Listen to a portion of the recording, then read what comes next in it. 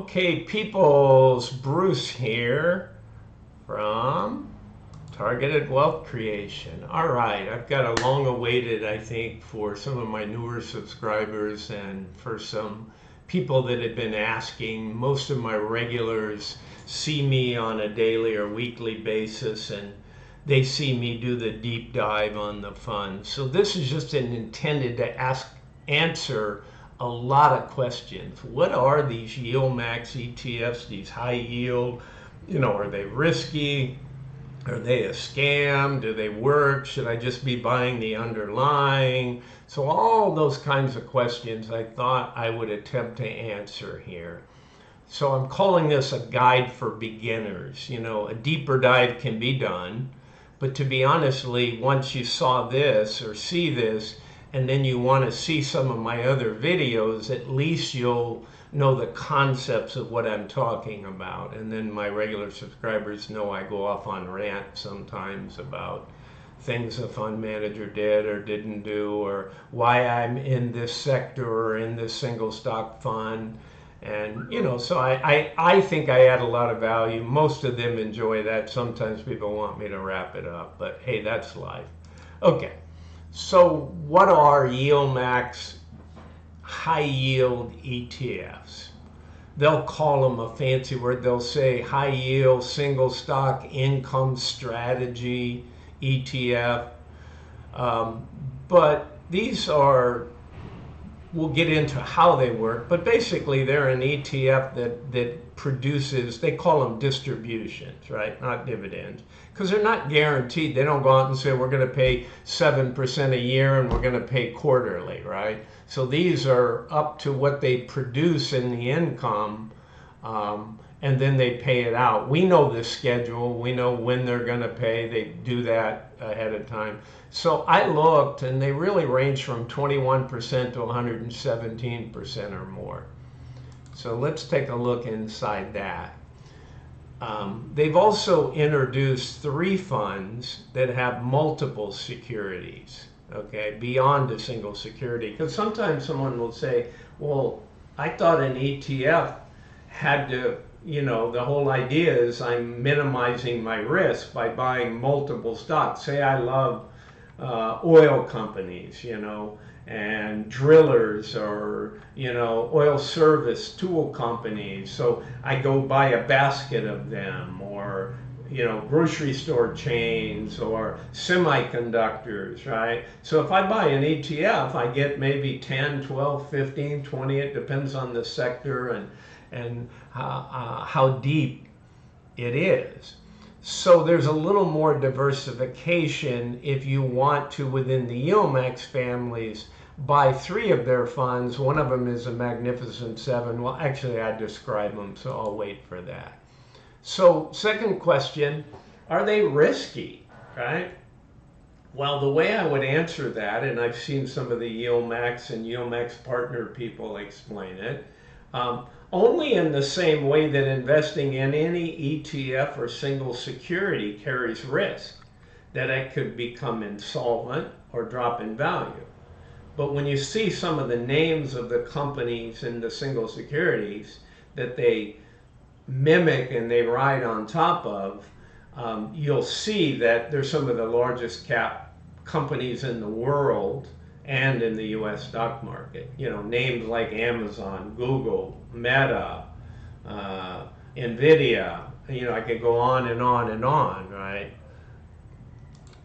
So I said like 21% to over 117% annual returns, and they make distributions monthly. How's that even possible? What stock would a single security ETF pick? So I jumped the gun on that, right? Well, these small little, nobody ever heard of them, an Apple, an Amazon, an NVIDIA, Google, a Meta, ExxonMobil, Netflix, PayPal, Disney, TSLY, and many, many more, right? So about 20, I think. I can't keep up. There were 18, then there were 19, I think there's 20 now. And there'll be more. I mean, they've applied for just 30 recently. And then there's some others they've applied for, been accepted some time ago. and haven't decided yet to deploy that, right? So when they submit it to the SEC, usually there's a 75-day period that they can negotiate, ask questions to see if there's any issues. Then they send the paperwork process back, and it's approved. Then that fund decides when it wants to launch it, if it wants to launch it, right? So a number of things that go in place there, but I saw one batch that they'd already submitted, and then I just saw a recent batch. So there's probably another 50-something names out there. One I got really excited about, I've got a slide on it coming up, is Palantir. So that was submitted, I think, about a week ago, along with the other 30. So that might be 3 months out. And, you know, again, if they decide to launch it, but I'm really, really bullish on Palantir. I'm not so bullish on a lot of the other AI, FOMO, you know, stocks, but I think Palantir, and this won't be popular, but if you look at the geopolitical and socioeconomic situation in the world, I call it a war cycle. You know, societies have had this before, and we're more prone to war now than we've been in many, many, many years. And if there is a war, some of these technologies and things will be utilized and deployed by companies that can get their hands on it, right? And so there's some involvement. I do tend to stay up on things such as, you know, especially in the tech industry. I'm not necessarily always a fan of everything, but I certainly keep up. So let me answer this without going off on my last tangent. I don't understand how you can receive such high yield. Can you explain more? Because people always say if it seems too good, it probably is, right? It's a Bernie Madoff or something like that. Maybe they're just going to take your money and return your capital back to you, and then in a year there's no more capital and hasta la vista. Okay, so the fund utilizes an options-based strategy to go long without owning the stock. So they will say they want to mimic the underlying stock through the use of a sophisticated option strategy. In addition to mimicking it long, they also sell additional call options, which is a half bullish, half bearish scenario depending on how it's you know, deployed. It's kind of like you're writing a call option with the idea that you never want to be called out, because they will never take ownership of the stock. They can't, by the definition of being a single stock ETF. You can't have more than 10% of your money deployed in any single stock. So they get around that by, and it's perfectly legal. It's been going on actually for a long time, but only publicly available to the retail market in the last couple of years. Otherwise, it was high net worth individuals. Don't those people always get access to anything and the best stuff in the first place? Sure. Personal service, right? So, I mean, who gets access to major IPOs and things like that? Usually it's a politician who's voting on a bill to allow that, or to regulate the industry or not regulate the industry. So usually it's the retail guys that, you know, get hung out to dry are the last ones. So what else they do besides this, and I go into more detail later, don't worry about it. They call that a synthetic, this mimic. They buy a call, sell a put, and I'll just show you a little bit on that. I'm not going to deep dive at all. And then this selling a call is more intended to generate the actual income on a weekly basis, right? So they go out 5–10% and 1 week out, hoping that the stock doesn't move up that high and they just get to keep the premium. If it moves up past the point that they wrote the call, then they have to spend some of their cash to buy it back. So they sort of took a loss that week. It happens, but if it moves up aggressively like that, their synthetic that mimics being long is going to make a bunch of money. And so having 90-something% of your money in the money market and treasuries yields them, depending on what it's at, somewhere between 4 and 5.25. Now, that's not going to produce high yield. If all you did was leave your money in there and do nothing else, you're going to make that. You might as well have it in a treasury, right? But it just supplements, okay? I thought the benefit of an ETF was to have a variety of securities. You said single stock. I'm really confused. Well, the SEC does have restrictions on ETF. You can't have more than 90 or 10% of your cash that you've taken in the ETF deployed in a single stock. So how do they go about this? Well, I mentioned through options, and later I'll even show you from a detailed thing that when I teach my people on the week, when I look at the holdings of a particular Yieldmax fund, I always show all their treasuries and money markets and how much cash they have and what the value of the option is. Is it cheaper than what they paid for it? Has it gone up in value? Are they winning? Are they losing? So we go into that kind of stuff for those that care. I mean, some people tune into my video and say, hey, I wish you could make it a minute, right? And I said, well, just fast forward to the end where I show payouts tab, and I'll give you an example of the payouts tab and the holdings tab in this show. I'm not going to go into a lot of detail, but you get the idea. Okay. So the cash is also necessary as collateral or margin, right? Because they're writing hundreds, 300, 500, 1,000 contracts, right? Each contract's 100 shares.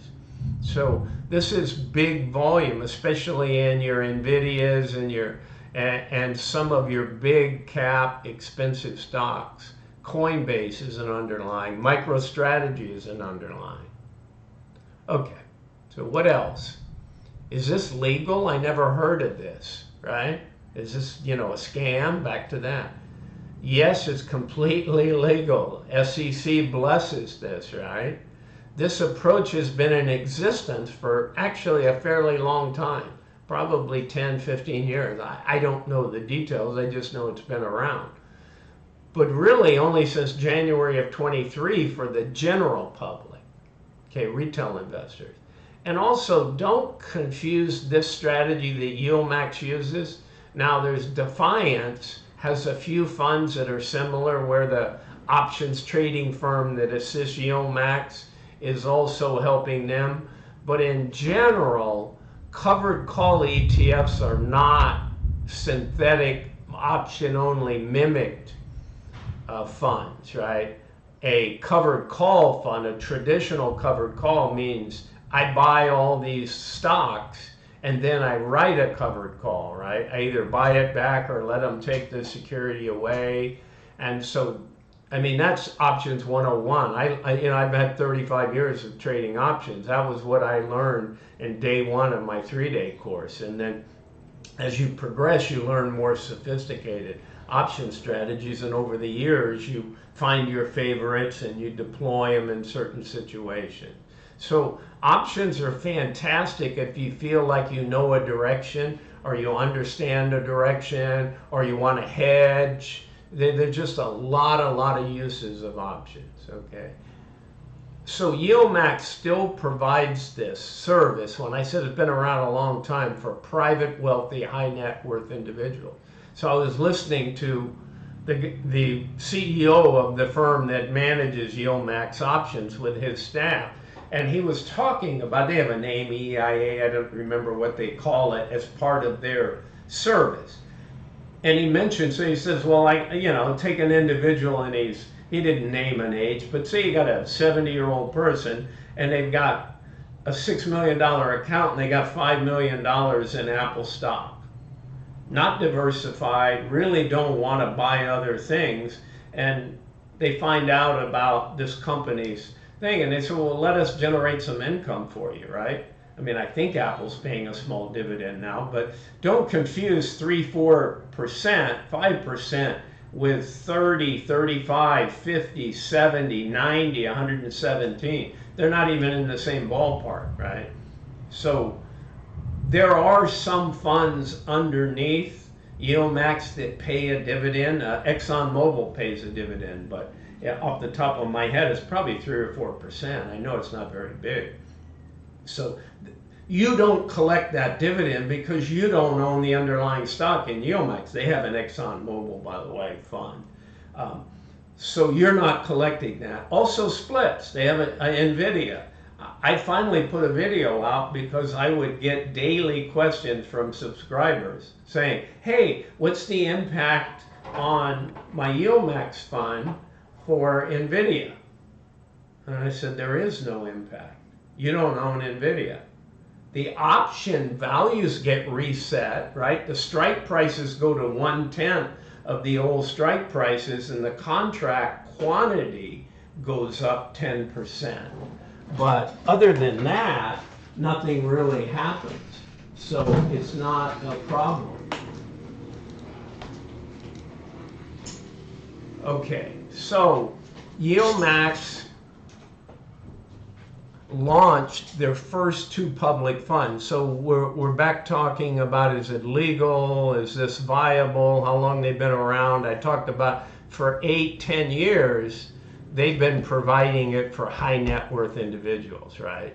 It just simply wasn't available for us, right? Their management fees are a lot larger. So I'll get into what the management fee is on these funds. It's very, very reasonable, right? Okay. So their first 2 public ETFs launched in late November of 2022 and started their payments in January, right? You really need a full month to get your payout. So if you start November 22nd, you're going to have like five weeks plus when you do your first payment.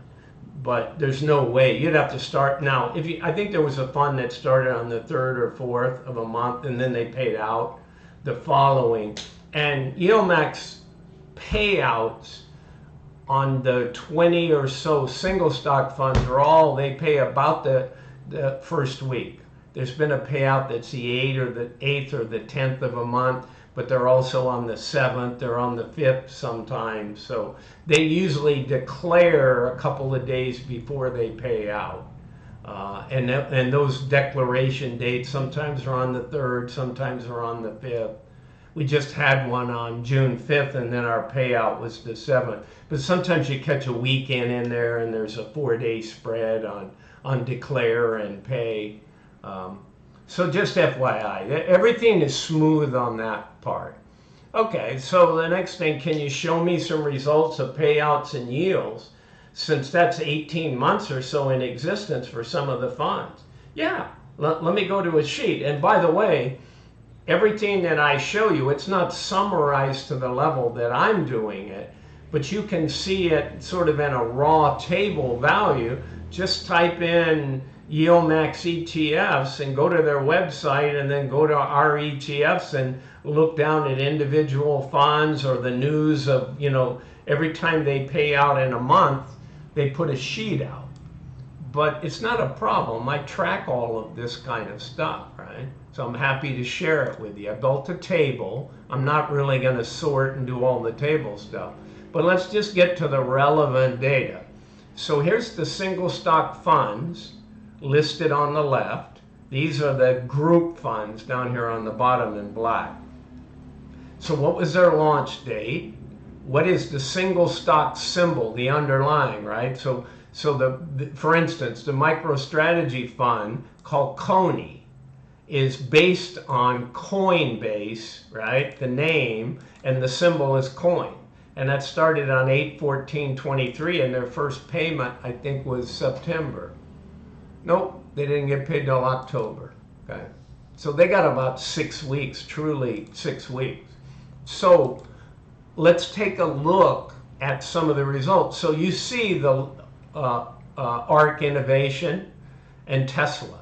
Now, I'm going to tell you straight up on the very front, Tesla has not performed very well. But the fund in 2024 is actually outperformed by a good margin when you add the dividends, the underlying, the Tesla stock. And the problem, and I go into this later, but I'm going to tell you again, that way I can move fast on the slide, in order to make money on these funds, you will make income even if the stock price of the underlying is going down in a bear market. You'll make money. But do you want to make money when your stock is going down? Even your fund stock is going down. So if TSLY goes down 40% while you're holding it, and you've made 45% yield, then you've only made 5% net, or what we call total return, right? I got 45% of my money that I invested back in my monthlies, but at the end of that time, I'm down 40% on my stock. No, no, no, no. Don't invest like that. Don't recommend that at all. Can that happen? Sure, it happened here. But when I look at that, and I pull a chart up of Tesla, it went up 20 times from low to high from I almost said 1919, from 2019 to 2021. So when this thing was launched in 2022, it was in a big retracement cycle of going down. And that's all, it's pretty much what it's done. So if you look at that chart, you're investing in it. Now it was super popular, right? Tesla cars were the rage. You look now and it's fallen off. I happen to be bullish longer term on Tesla, only because I think Elon Musk is a genius. He'll figure a way to get autonomous, the robo-taxi, but it's going to take a long time. Things don't happen in a day. And he's in a bear cycle. I picked a sector that's booming, and one or two of the 10, 15 stocks is in a particular Fibonacci retrace cycle, right? So things happen. I mean, if you move up too aggressively, it needs to recoup its energy and come back down. Nothing, you're in a parabola, or I didn't pronounce that word, but when you see, a straight up vertical spike, that's a bubble waiting to burst, right? It doesn't mean that it doesn't regain energy in a year. I mean, look at Bitcoin. Love Bitcoin. I'm not a crazy fan of some of the other crypto, but I love Bitcoin. I love gold though, so I'm not one of those that has love for one and hate. And it doesn't matter what you believe, just pick what fund. I'm trying to educate you on the funds, right? So that's what I'm doing here, and I'm giving you examples. But before somebody, and there's some haters out there, they bought Tesla and went down, they got, oh, that's a scam, they just returned it, blah, blah, blah. Well, for every Tesla, there's 4 other winners, and I'll give you some examples. So let's just go over here to yield. That was what I really wanted to do, right? So this is the total payouts. So Tesla and its 18 payments is averaging $1.20, and the median, half or above and half or below, is $1.17, right? It's only trending at $14.70, and it even had a reverse split. So it's not done well at all in that regard. I never bought it, not interested in it right now in the ETF. When I see on the chart that it's back into a bullish mode and they've made big progress, then I would consider it, absolutely. ARK Innovation, I think Cathie Wood is brilliant. I think she sees the future sometimes very well, but she is willing to wait. If I have money and put it to use, I want to get a return on that money now or reasonably soon, right? I realize to patience, big gains come, and I have a fund that I'm buying now that I hope it's a month or two away from really exploding. I'm not going to talk about it here on this video. I don't have time, but if you get in my if you get in my YouTube Discord and get on my channel and comments and ask me, I'll be happy to tell you. So, we're not talking small potatoes companies, Apple, NVDY, Amazon, Meta, Google, Netflix, Coinbase, Disney, Microsoft, JPMO, Exxon, really like Advanced Micro Devices, AMD, PayPal, Block, the payment system, Moderna, pharmaceutical, C3, the big AI company, MicroStrategy, love Michael Saylor and MicroStrategy. I'm big time in this fund. And it's the winner. It's the GOAT. Look at this, 117%. So I love the $9.68 I collected in 3 payments, right? Right here, $4.12 on his first payment, $252, $303. So yeah, but the stock, what did the stock do? Well, the stock went from a measly $20 to $31. It's been as high as 40. So I got an over 50% gain in the stock, and I've got $9 on the $20 investment returned to me in 3 months. It's projecting in 7 months to return its capital. Well, this, Bitcoin, it's really on riding the back of Bitcoin. Michael Saylor, as you know, is a big. So again, I don't want to just keep going. I could go here on all these stocks and tell you. Enough said on that, right? I got to get through this. There's even a bearish Tesla fund, right? It's called CRSH. CRSH is the symbol. Remember, they have an underlying and then they have a name, right? So their bull is TSLY, their bear is CRSH. It just came out, but it yielded 75 cents for the June payment. All right, and I'll talk about these later. This one of these guys, kind of a wild card, ULTY. It's unique. It does more. It does some synthetics, but it also buys the stocks and writes true covered calls and not synthetics on some. So it's kind of a mixed bag. It's gone down a little from 20 to 1466, but it's had some high yields, right? I'm not in it, but it definitely is interested. It really picks high IV, which is implied volatility, which says you're going to have a high premium when you write your calls or your synthetic, so it's more prone to collecting more money. All right, let me move off this and finish the presentation. So yeah, we showed you some results, right? I could go on and on about that forever, but I'll spare you. So this is where I had it in here and I couldn't get it to fit, so I just left it in there and brought it back over. All right, so let me get up here. Yeah, cool. I just need to go one slide. Come on. Whoa, there we go. Can you elaborate on how these ETFs work? Okay. The strategy is one that converts the volatility of single stocks into cash flow.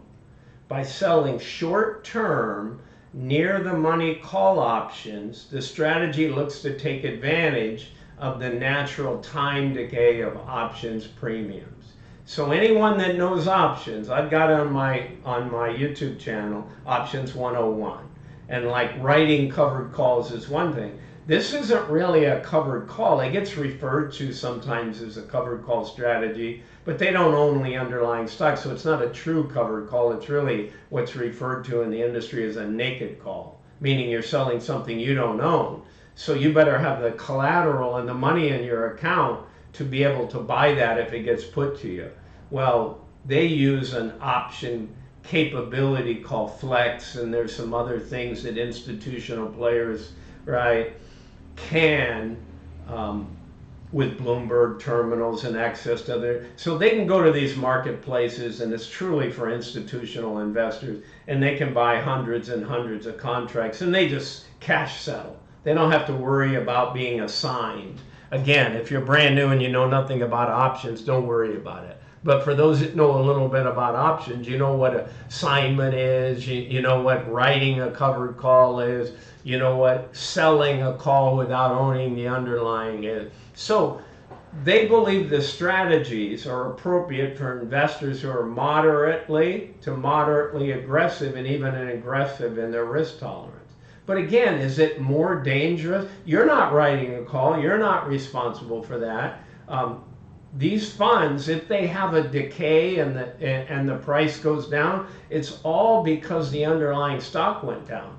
And actually, it typically goes down less than the underlying, right? You might have 80 to 90% because you're collecting money on those naked calls because you're going to win 100% on those every time because the stock's going down. You're just going to lose on your synthetic. So if the person who bought a stock like TSLY, you know, that's what, so TSLY, let's say it was down 50% since those people bought the fund 18 months ago. Then the underlying stock, I think, was down like 70% or something. But because you were getting income and you had that income to offset it, you might only be down 40%. I mean, I don't own it, so I didn't track it to that level. But I own enough where I watch each week, and on a down day, I'll see Coinbase go down 7% or 3%, and I'll see CONY only go down 2/3 or 1/2 typically of that amount. So it is interesting, but if coin runs and goes up 13 or 11% in a day, we're up somewhere from 5 to 8 maybe. We're not going to match that performance, right? But so what? We're making income and we're getting, you know, our NAV increasing. So you can't have everything. These funds belong in someone's portfolio, but you need to decide. If you see something you're super bullish on, buy the underlying security.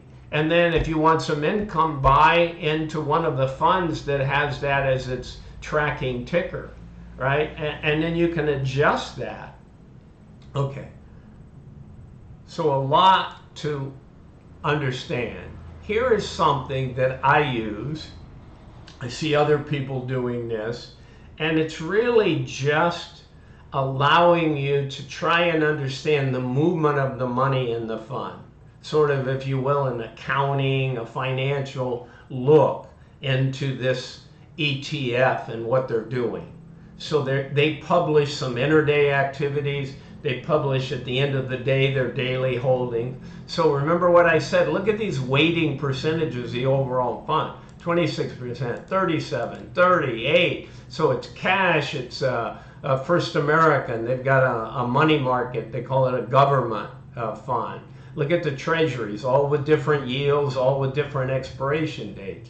And look at the money, 155 million, 225 million, 183 million. So they got a lot of cash sitting out there in their fund, right? They had 27 million outstanding shares. This is all as of Friday the 7th. So this is the kind of thing I'll go over in 10, 12 minutes when I present to, and my YouTube viewers that own this and care about it want to go out and watch and see what's going on.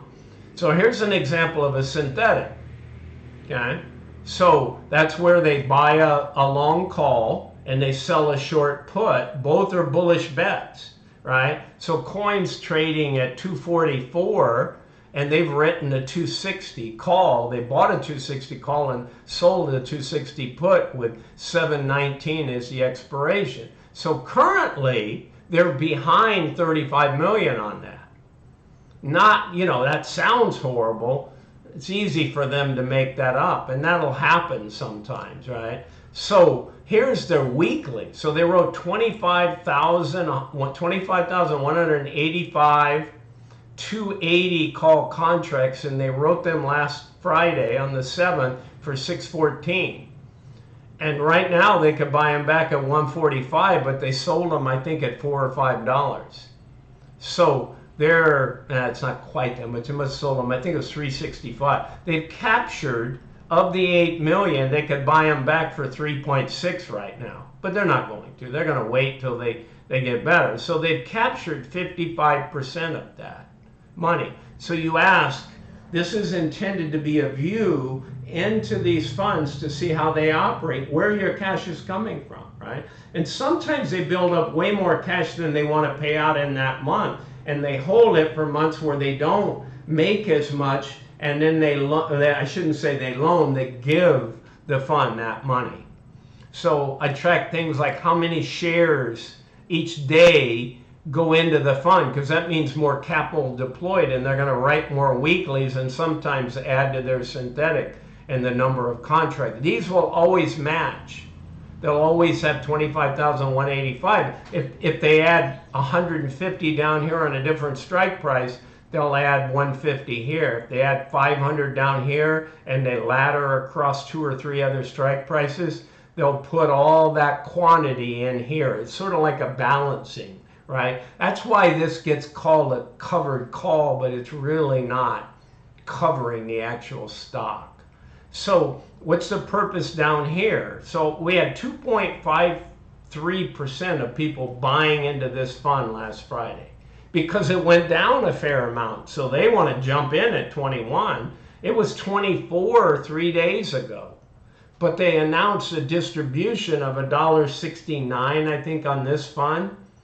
Yeah, on the chart, on the June payment. So that gets deducted the next day. That's how all dividend-paying stocks work.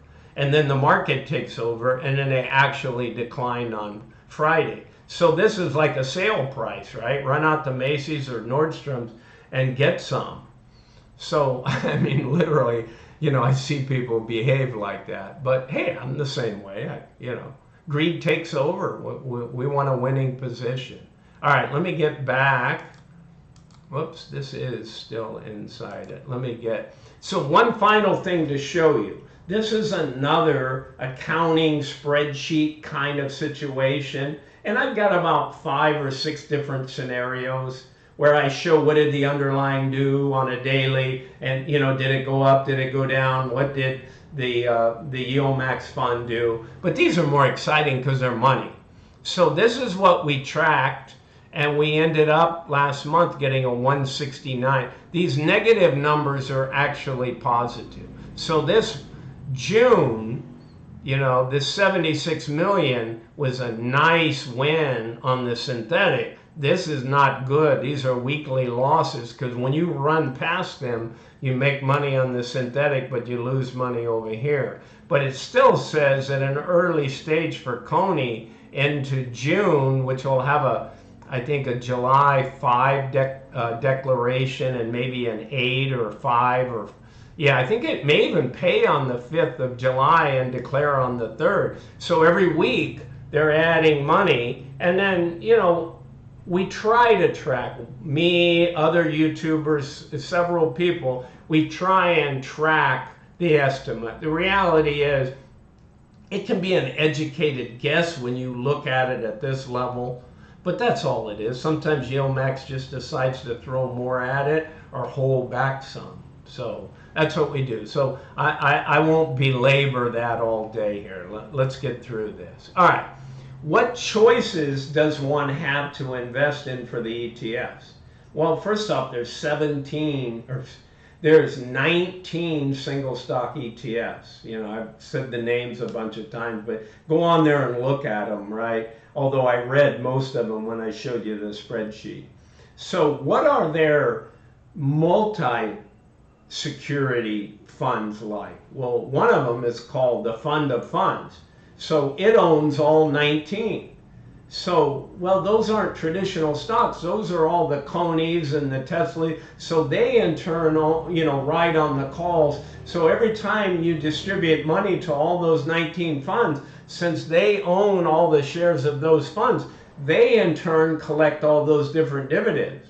So they're averaging, you know, let's see, the Fund of Funds paid 61 cents, 73 cents last month. And I don't have the yield in front of me, but the average payment on them, they're $20.42. So that last payment would have yield 43%. But it depends on if they're higher or lower, right? Your yield is, what is it right now, right?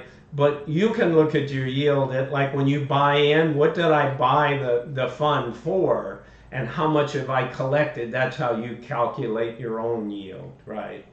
And also how you calculate your capital gain or loss, even if you haven't sold the security.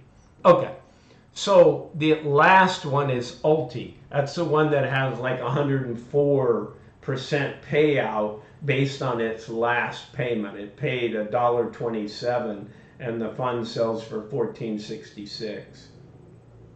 So it's a wild card. Boy, it has some big payments, and Well, it's paid $1.06, $1.41, and $1.27 over the 3 months it's been in existence. But the NAV is down, right? The NAV is down from 20 to 15-ish. So that part's not good. They're still sort of figuring out their model there. They change out stocks a lot. So I haven't bought it, but it can be a high payer. All right. So you mentioned before an option strategy to mimic being long a stock. Can you elaborate? So I showed you some examples of buy a call, sell a put. What gets referred to as synthetic? Let me give you a couple tiny other data points. Yieldmax also uses what's known as European flex options. So there's no threat of assignment. Again, people that understand options, if you sell a put, right, you could be put that stock back in a traditional retail environment. But when you use what's known as flex options in the flex marketplace, where like an institutional fund would be able to qualify, you and I going to Webull and Charles Schwab and Fidelity and Robinhood and all these other, we don't have access to the flex marketplace. We just have the traditional options, which is fine. I do something called a combo because I've been doing options for 35 years. So I put on some of my own synthetics, buy a call, sell a put. But I have to have my capital up, and I can be assigned early if it moves against me, right? And then I choose to buy it back or just take the stock and keep the premium I got on selling the put. But the reason I bring this up is I just wanted you to know you're getting access to what high net worth individuals had uniquely for many, many years. And I'll give you a couple other caveats of why this is better than many other things that you can't do, okay? And that's one of them. So I can go on and put on the strategies and do that, but I can't choose a European option. It doesn't have anything to do with the geography. It's not in Europe, right? New York Stock Exchange, it's just referred to as the European option method as opposed to American option method. Okay, it's a cash settlement at expiration, no assignment early. Okay. Because they don't want to own the stock. It will, if they own the stock, they're going to pass the 10% and then get disqualified as a fund. So they've handled it up front, right? And it's all legal, legit, and it operates just fine. Everybody's on board with this. Okay. Synthetics, as this method is called, is when they mimic long stock by buying a call, selling a put on the same strike and expiration, typically out a month or more. Okay. The weekly calls, they say 5 to 15%. I think they're 3 to 6% on average. I have seen some written at 10 or 12, but a lot of the funds don't have enough volatility. They wouldn't collect any cash if they tried to do that. So it really just depends on the high IV stocks, CONY, MSTY, that are based on Coinbase and MicroStrategy, and ULTY has a whole crap full of high IV stocks. So why do they want high yield? What's the benefit there? Well, they look and they know that they need a certain yield each week. So if they go out and they capture 1% weekly, right? They write these calls, and maybe they write them for 2% or 1.8%, and maybe they got to buy them back for a little bit, a lot less than what they sold them for, but they still got to pay a little bit. Maybe they capture 1.8. Well, 1% weekly over a year is a 50% annual yield. Not bad. So all of this stuff is looked at, right? It's all in the prospectus. It's all explained. It's just above the pay grade of the average person, unless you're not only in options, but, I did 35 years of options, and I still thought this is pretty cool. It took me, even when I started following it and looking and covering the dailies, I was like, oh, what happened there? Okay, well, they rolled that. Now, after 3 or 4 or 5 months of doing it, I kind of know ahead of time what they're going to do. I can go back and look at those payouts and I can tell based on whether they won in the synthetics or they won in the weeklies what the chart of the stock was doing at that time period without even looking at the chart. So that tells you a lot in the movement because I know how they're positioning themselves, right? They're taking a middle of the road. I mean, it's aggressive because it's options, but it's not really aggressive with your money where it's a losing situation. It's no worse than you going out and buying a stock and having the stock go down 50%. Actually, it's 10 or 15% better than that. But who wants to do that? Pick the winners and really win, right? I look at the MSTY and I go, I'll take a 50 or 60%, you know, stock capital gain in 4 months, and on top of that, I'm yielding on an annualized basis 130% or something. So, I mean, it's just unheard of. Is it going to stay like that forever? No. But, you know, probably through February of next year, or as long as Bitcoin can run, MicroStrategy can run, I think there's fuel ahead of them for a while. And then when it turns bearish and they keep the fund, and I might buy some bearish ETFs on MicroStrategy, right? They may not even produce income, but they will gain when MicroStrategy goes down to offset my NAV reduction in this fund, and all the while I'm collecting income, even in the bear side. So it's all about strategies to protect yourself. I learned that in the decade of the 2000s. I made enough money to retire early, and I was primarily in precious metals and investments in mining companies, some oil and energy and natural gas and commodity-based things.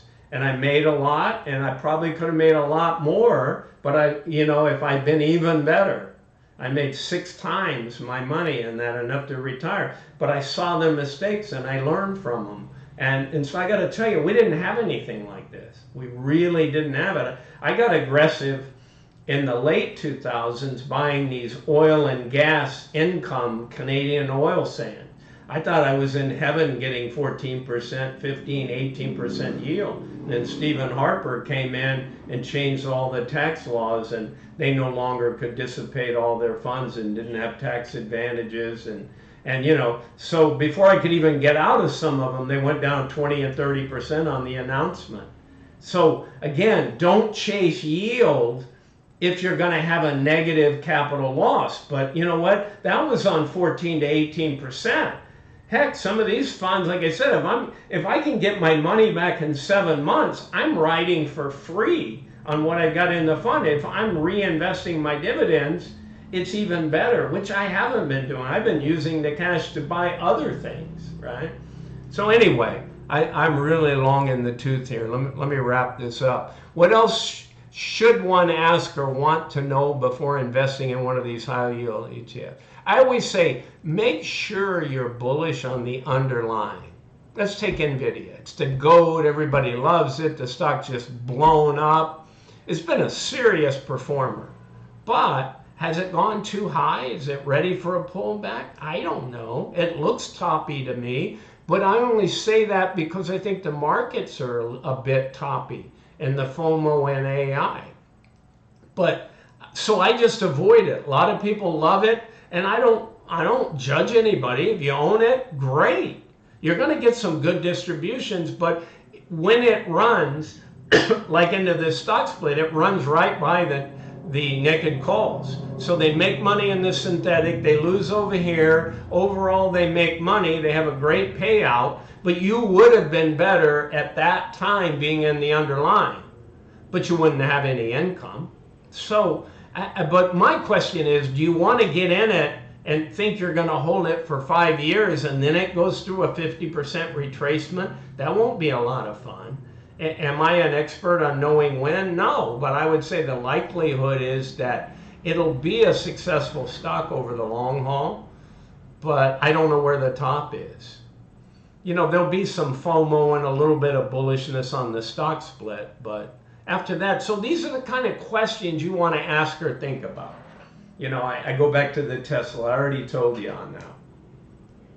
Okay, Yieldmax funds will pay a decent and relatively high yield on a flatly trading security, right? So if a stock just vacillates from being down 5% to up 5% and it's rolling around for 3 or 4 months, you're going to get a 40 or 50% dividend very possibly, and you're going to be flat on your Yieldmax fund, and the stock will be relatively flat. But how's that for a return? I mean, it's just, and with the TSLY one, since they offered crash, you can own both of those. Now, where you're going to see that is if TSLY were to take off and go up 40%, then crash NAV is going to drop 20 or 30, and TSLY NAV is not going to match Tesla, but it's going to move up. But both of them are going to pay you money. But if they stay within a 5 or 8% range, both are going to pay you and both aren't going to change much in the NAV. So that's an interesting dynamic. I got a few subscribers that have used that approach. I didn't do it yet, but I like it. And there's a lot of things you can do around these guys. They're going to have at some point a NVDY bearish fund that it goes up based on the bearishness of that stock, right? And they won't have that for about 90 days. So maybe that's even better. You know, maybe you want NVIDIA to run even further. Okay. So will there be new options for single stock and multi-security ETFs? Absolutely. I talked about 30 new funds. What's the process? I think the CEO said it's 75 days for approval once submitted. And then, you know, probably 90 days from when they submit the paperwork. And then again, they get approval sometimes and set on the tickers and don't launch them, right? So here's a new one they're coming out with, Snowflake. It's a technology company, software company in the cloud space. Single stock ETF with the ticker SNOY. So Snow is the ticker for Snowflake, and SNOE is the ticker for the ETF. That'll be launched on January 11th. And FYI, all the Yieldmax funds, so when you look at what the current price is, they all started at $20 on IPO or launch day, right? And it may even open, I think I bought, was it YBIT, which tracks BITO, which in turn tracks BTC, and BITO tracks BTC by buying CME futures. And we are on top of that, we being Yieldmax, are on top of that fund by writing options on BITO. BITO has been out there for many years, huge liquidity, a lot of owners. It's a ProShares fund, right? But it tracks BTC via the futures. And then we track BTC via BITO by writing synthetics and weekly calls and all that on the options of BITO. So an interesting dynamic, but I think I bought it at 1990. It could have been GDXY, another one that I bought that's on top of GDX, the precious metals mining index. And that's a really pretty new fund. They haven't even paid out yet. But BITO, YBIT paid out. But when these funds come out, they target $20. But if there's not enough supply and demand, it can drop down to 1990. You know, I had an order in it like 1995 and it went off at 1990. So, and then I mentioned, I love Palantir. I can get in that a whole different time why I love it and what the technology is. So we'll see. So here's another one. What are the fees? If someone knows how to do options, isn't it just easier to do this yourself? So I got a little info here. So the fees, 0.99, right? 99 hundredths of 1% are the fees on all the single stock funds. The 3 multi-stock, or the 3 that more mimic an ETF, those are 1.28%, right? So there's some ETFs out there at 50 points, 75 basis points of 1%. So they're not high at all when you consider an actively managed fund and the kind of yields you can get, okay? So let me answer why I would do it or wouldn't do it and why I like Yieldmax. Yeah, I actually sometimes put on what's known, because I'm not in the flex marketplace, I put on combo option trades. Basically the same thing. I buy a call, sell a put, out in the future, same strike price. Okay, that, and same amount of contracts for each. So that basically is a synthetic long stop. If I reverse that and I sell the call and buy the put, then that's a short stock strategy using a synthetic. But when I do that, I have to have all of that option money out there to be prepared, right? And think about it this way. If I'm doing that on MicroStrategy, I actually did a little bit on Coinbase. So I said, I'm going to sell a put on Coinbase. I think in 2 days, I'm just going to pick this $5 times 100 shares. I'm going to make $570 in 2 days by selling this put. Well, it dropped down and I got it put to me, right? But it was $1 underneath the strike price and I got the $5. So then I started writing covered calls. And it ended up taking me 5 or 6 weeks to then get called out. So I made good income on that. But I really didn't intend to do that, but I knew what I could have just bought it back and taken the loss, but I knew I would get a gain if I was patient. But what I'm trying to tell you is I can't go out and write 10 contracts or 15 contracts, because you got to have 2-3 million in money in the account to meet that margin requirement. Because, and when you invest in this fund, you're buying a $20 stock. It's just like the futures market, right? You're now controlling thousands of shares of MicroStrategy or Coinbase or Tesla or Amazon, right? Through the use of this fund, because they're collecting everybody's money, keeping 90% in cash, and writing a high volume of these. So it's really allowing somebody for 1%, and you never see it. You just get your payout and they collect their fee. And to be aware of, 90% of all of this fund has to be paid out, all of their gains, because they get taxed if it doesn't. So their mandate in their prospectus is they will pay out 90. So sometimes at the end of the year, they can return some money. So I got to move quickly here. What else can one do to protect against big declines? Great question. So in my channel, I talk about strategies. I mentioned some. You can hedge, you can short, you can do other things. You can just get out, okay? I opened a Discord, plan to have an active area just for sharing strategies with my subscribers. I'd say 20% of the people that I have in there are sophisticated traders and option people. They fully understand this, and we strategize on things. I got 10-15% that don't even understand what an option is, but they're in the fund and they're making money, and they tune in, and I slow it down and I try to teach them and show them and put graphs and talk to it over and over, and I get a lot of positive feedback. Sure, I got people that say, hey, I just want to know what it's going to pay. I don't care about all that. It gives me a headache. Then just fast forward, right? If I got a 15-minute video, go to the last minute and a half and you're going to get where we are with the payout. So much for that.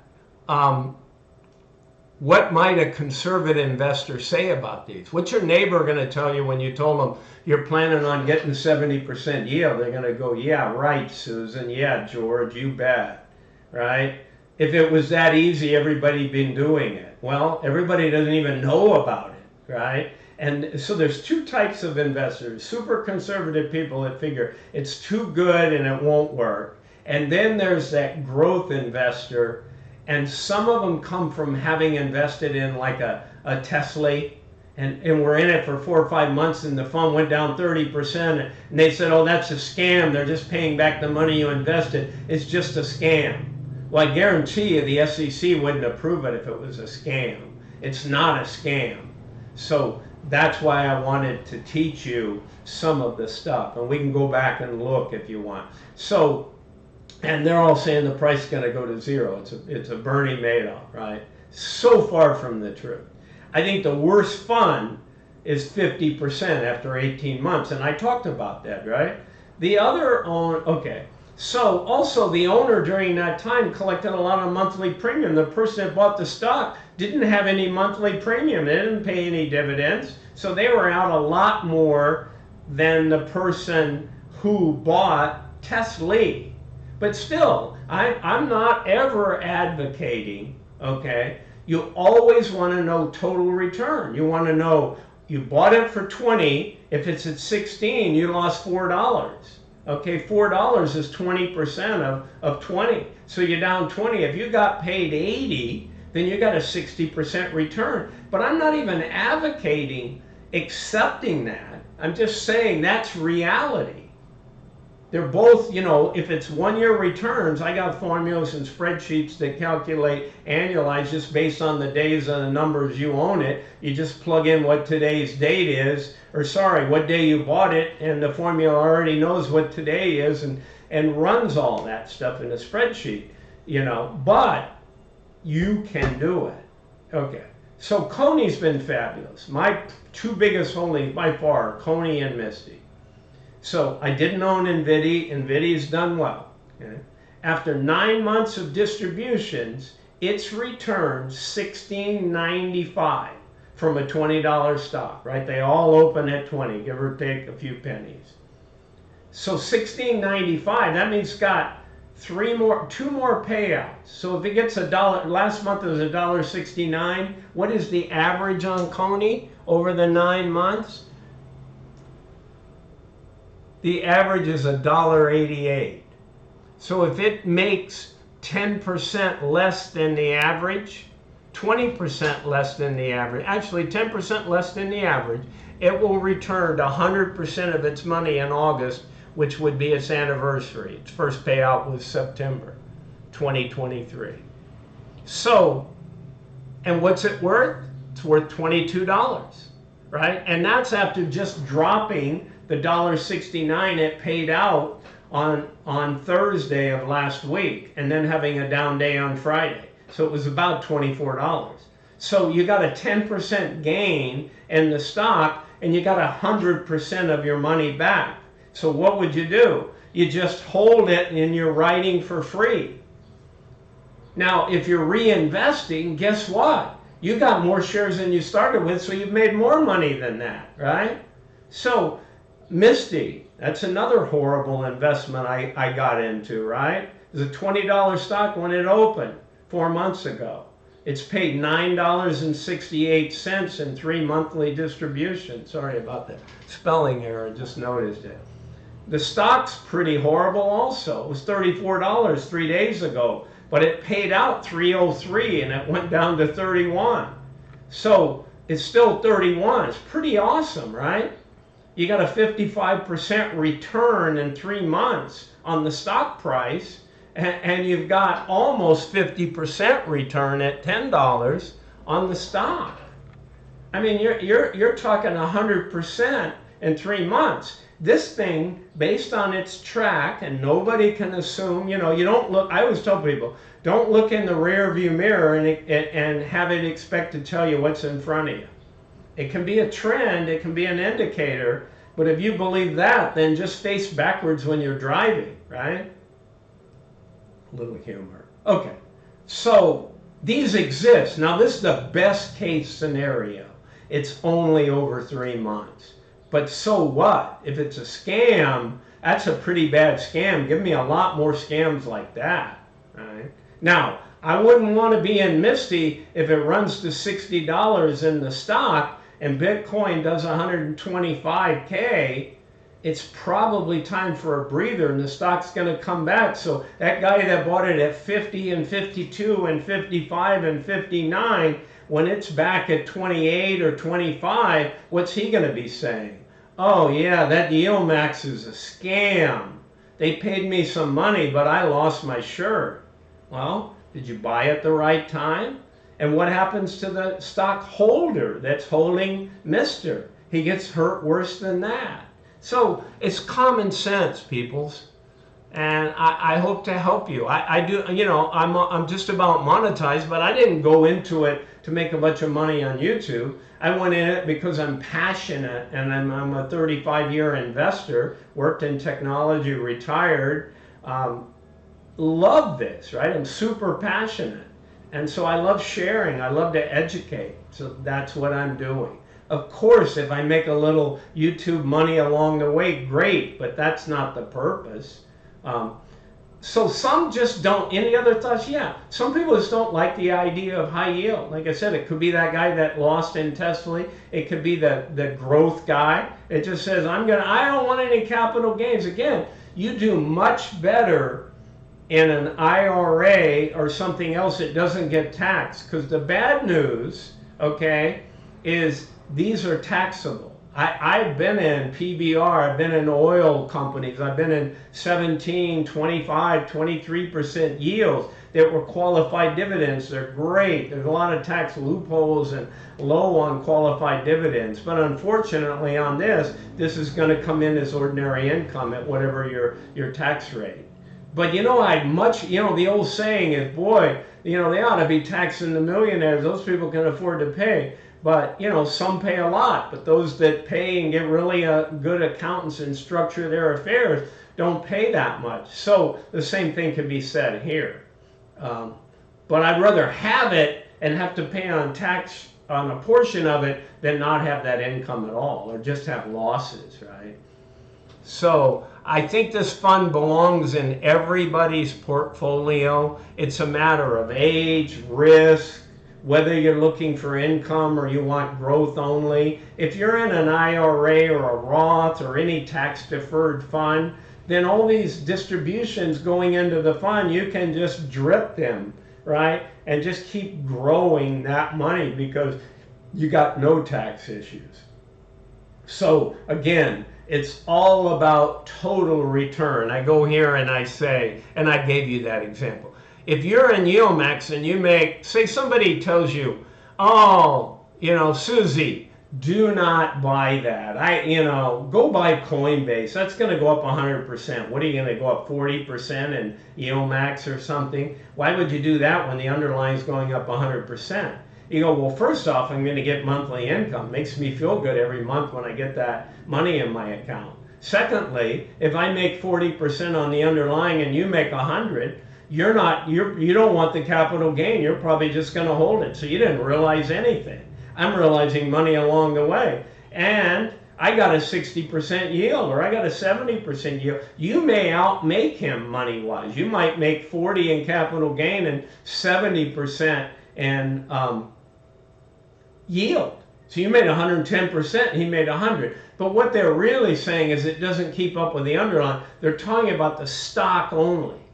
But what is total return? It's your yield and whether you won or lost on the stock. So sometimes, you know, as I said, you can drop 15% in the stock price and have an 80% yield and say, well, I made 65%.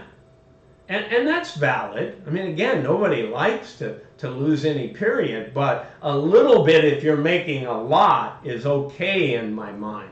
You just have to understand it, okay? So that's what I got. We're almost done, and I appreciate your time. So hit me up with any questions or comments, like and subscribe, right? You're going to see my channel that I'm posting this on. These funds have grown quickly and offer unique value when they're used properly, like understanding where you are and which fund to come in. Thanks for viewing. See y'all. Bye.